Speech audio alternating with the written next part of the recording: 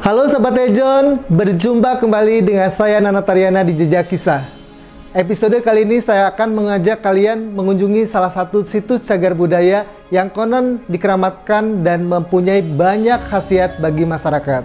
Tidak banyak yang tahu bahwa di Beji terdapat 7 sumur keramat yang airnya berasal dari mata air yang dijadikan cagar budaya berlokasi di Beji, Depok, Jawa Barat.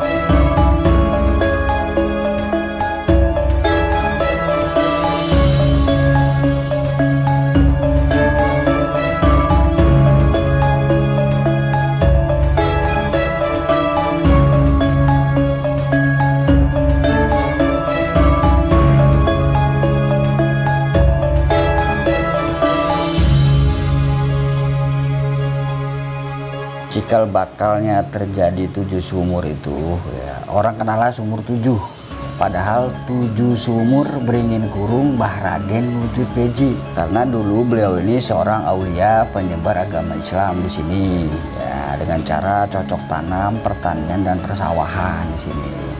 Karena dulu di sini masyarakat sini masih menganut agama kepercayaan. Ya pohon disembah lah, apalah kan gitu. Akhirnya beliau nih dengan keilmuan beliau menyebarkan agama Islamnya itu dengan cara pertanian nih, dikit-dikit diajarin keislaman sama masyarakat di sini. Nah, alhamdulillah sedikit demi sedikit masyarakat ini ngikutlah sama beliau, Ya, jadi akhirnya beliau nih bikin padepokan, makanya disebutnya padepokan.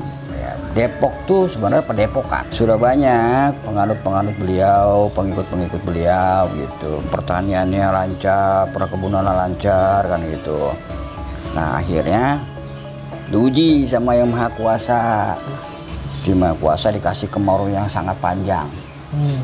Ini akhirnya mau panen, mau gagal, hampir gagal kan gitu. Nah, akhirnya masyarakat ini pengikut beliau bersilaturahmi sama beliau ya, ngadulah sama Mbah Wujud Beji itu. Akhirnya dengan keilmuan beliau ditandain lah titik-titiknya tuh sebelum terjadi 7 sumur itu ditandain sama beliau. Nah, akhirnya beliau munajat nih sama Yang Kuasa di sini ya, munajat sama Yang Kuasa, dia ikhtiar zikir kan gitu.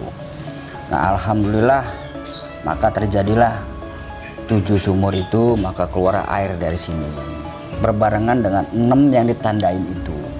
Makanya 7 sumur itu adanya di sudut-sudut. Nah, fungsinya ya itu untuk pengairan, untuk persawahan kan gitu. Awal cikal bakal terjadi 7 sumur itu untuk pengairan dulunya, karena dulu airnya deras semua keluarnya tuh dari sumber mata air. Kalau keunikan dari sumur 7 ini apa sih, Pak? Kalau keunikannya, karena sumur 1 ini disebutnya kan air karomah, air yang setiap saat, setiap waktu kena doa.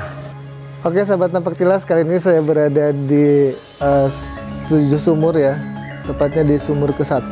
Kita akan coba masuk ke dalam ya teman-teman.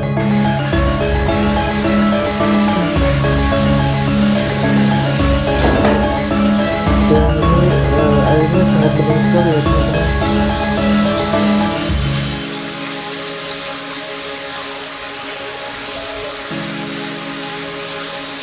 Kisah sumur 7 Beji berasal dari penyebaran agama Islam oleh seorang tokoh di kota Depok. Sumur yang merupakan peninggalan sejarah dari tokoh penyebar agama Islam, Mbah Raden Wujud Beji, dikabarkan airnya tak pernah kering. Sumur tersebut keberadaannya sudah ada sejak abad ke-16, karena pada zaman dahulu kawasan Beji dikelilingi oleh sawah dan sumur.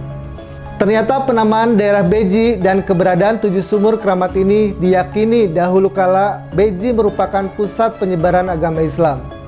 Oleh karena itu, masyarakat asli terkadang menyebut Beji, singkatan dari 2 kata, bengkel jiwa.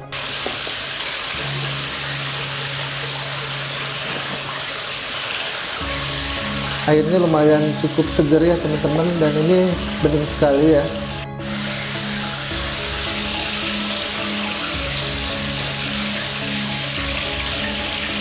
Jadi di sini itu bisa untuk mandi juga ya.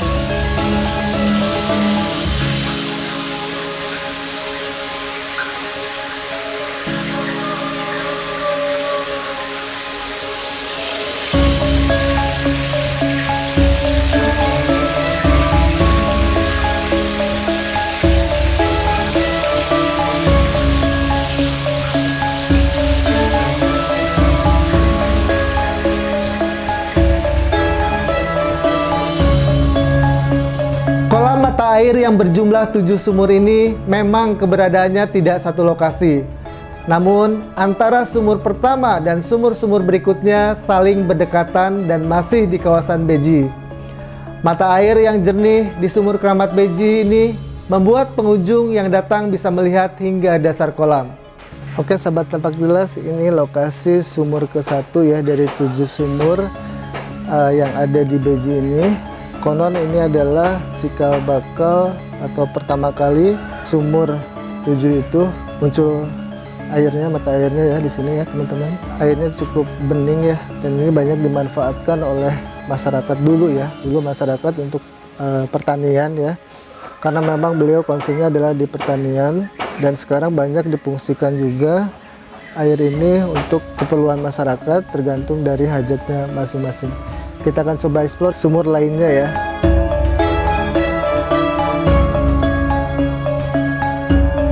Kalau sumur kedua, keunikannya dia cetek, paling sedengkul. Oke. Paling luasnya bangsa 3 meter. 3 meter. Dan keunikannya itu nggak bisa dikeringin. Nggak bisa dikering? Nggak bisa dikeringin. Maksudnya airnya nggak bisa disedot. Keluar terus? Nggak bisa disedot. Oh, nggak bisa disedot? Nah, okay.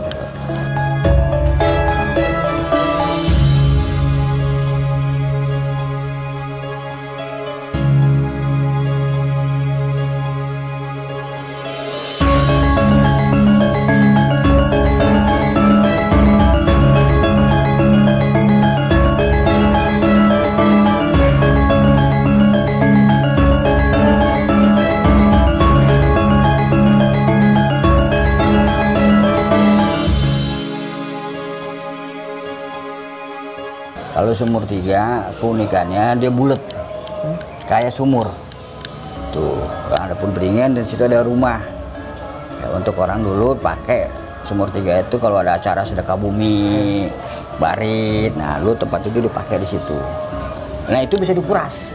Yang sumur 3? Bisa dikuras, okay. Bisa. Sumur 2 susah dikuras, sumur 3 bisa dikuras, sampai kering, sampai bisa kita pel.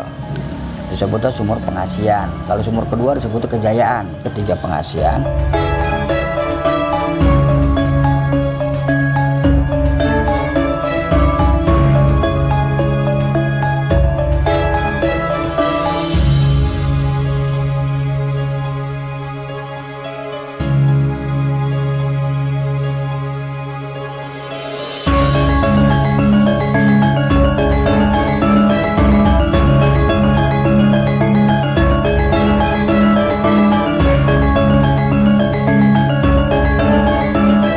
Sumur 4 ini paling ini nggak mau dibersihin tuh kobak, berantakan, kumuh, jelek, kesannya udah nggak keurus kan gitu.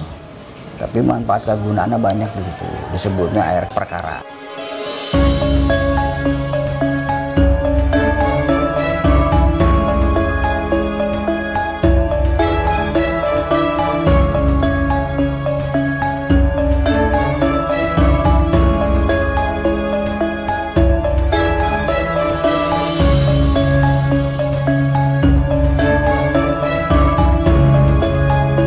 Sumur kelima itu ada di dekat Masjid Nurul Salam, itu berdekatan dengan sumur 5, sumur 6, sumur 7. Nah, itu berdekatan. Nah, kalau sumur 5 itu disebutnya air suci, karena air itu nggak bisa dipakai buat mandi, diambil airnya aja.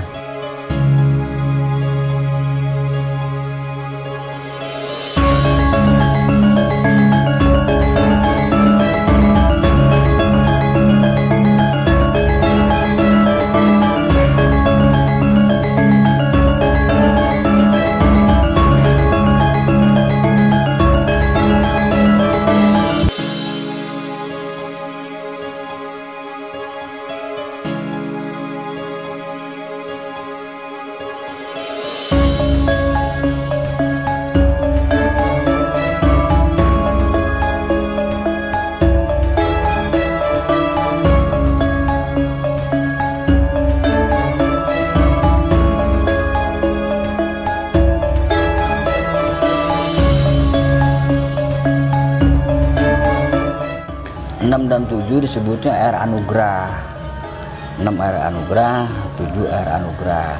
Tapi kalau dibalik 7, 6, 5 Dulu petani-petani di sini itu sama Uyut PJ disuruh mandi di sumur ke-7. Oh, oke. Mandilah di sini. Nah, di sumur ke-6 suruh cuci baju. Jadi habis mandi cuci baju. Cuci baju kering, suruh wudu di sumur ke-5. Setelah wudu disuruh naik ke atas, disuruh pada sholat. Jadi baju mandi, nyuci, wudu.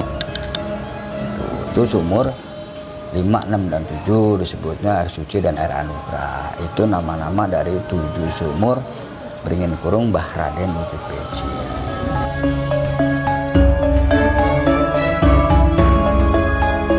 Tiap 1 Muharram itu kita ngadain ritual keliling jalan kaki. Jam 12 malam keliling jalan kaki. 7 sumur sampai ke makam. Tanpa alas kaki, tanpa sendal, tanpa sepatu. Nyeker kalau kata orang Betawi, nyeker. Ada yang ngambil airnya aja, ada yang cuci mukanya aja. Jadi masing-masing tergantung kepada niatnya masing-masing aja gitu. Oke, berarti tahapannya tuh sumur 1 sampai 7, baru ke makbarohnya. Ke makam. Tapi ada yang dari sini mandi di sini, ngambil air di sini langsung ke makam bisa. Bisa. Kembali ke niatnya aja. Karena yang bisa dipakai mandi sumur 1, sumur ke-6 sama sumur ke-7. Oke. Yang dipakai mandi. Yang lain nggak bisa dipakai mandi karena wadah dan tempatnya tidak memungkinkan gitu. Air itu dimanapun air bisa kering. Kembali lagi ke manusianya. Laut aja bisa kering. Kembali ke manusianya. Air pun begitu. Kalau air kita rawat, air kita jaga, air kita manfaatkan, air kita gunakan, air itu tidak akan kering. Air yang kering itu air yang sudah tidak mau dipakai sama manusia. Air yang nggak dipakai sama manusia, dia nyesel keluar air di situ, tapi nggak dimanfaatin sama manusia. Makanya dia tahu-tahu air itu kering, padahal bukannya kering. Dia pergi nyari tuannya. Orang yang mau ngurus dia, orang yang mau pakai dia, orang yang mau pergunakan dia. Sebenarnya. Jadi bukannya kering, air itu minggat nyari tuannya. Kenapa sih bilang minggat? Ya, alhamdulillah saya pernah menyelusuri air. Ini loh air kering, taunya bukannya kering, dia lari ke sana nyari tuan. Nah, alhamdulillah di sini sering kita manfaatin, kita gunain sama masyarakat luas. Alhamdulillah airnya melimpah. Paling kalau turun palingnya sejengkal. Ya alhamdulillah masih bisa dipakai. Dan air di sini layak untuk diminum. Per 6 bulan kita cek ke laboratorium dan kita ini udah disahkan sampai gubernur.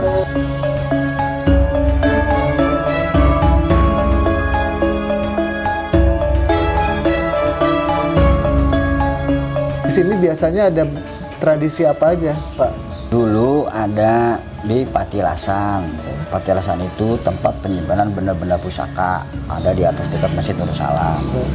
Dulu di situ malah ngadain maulid. Itu kalau maulid itu motong kambing 2 ekor, selamatan di sana. Terus dulunya ada di Sumur 3 itu sedekah bumi. Ya, sebelum maulid ada sedekah bumi.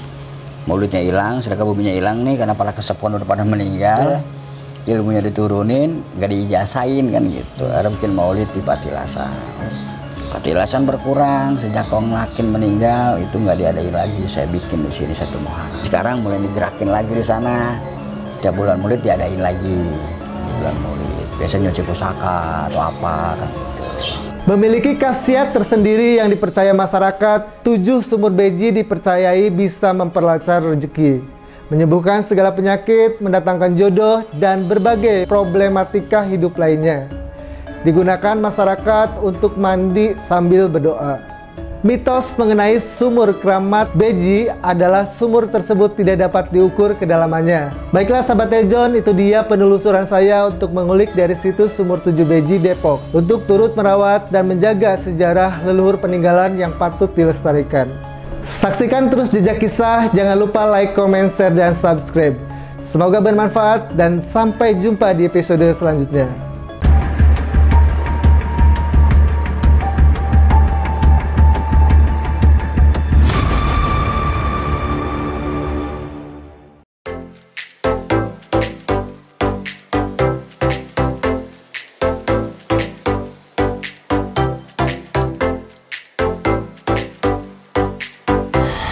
pada nonton kan? Nah, sekarang giliran kalian untuk tekan tombol subscribe, like, dan juga tekan tombol loncengnya. Dah!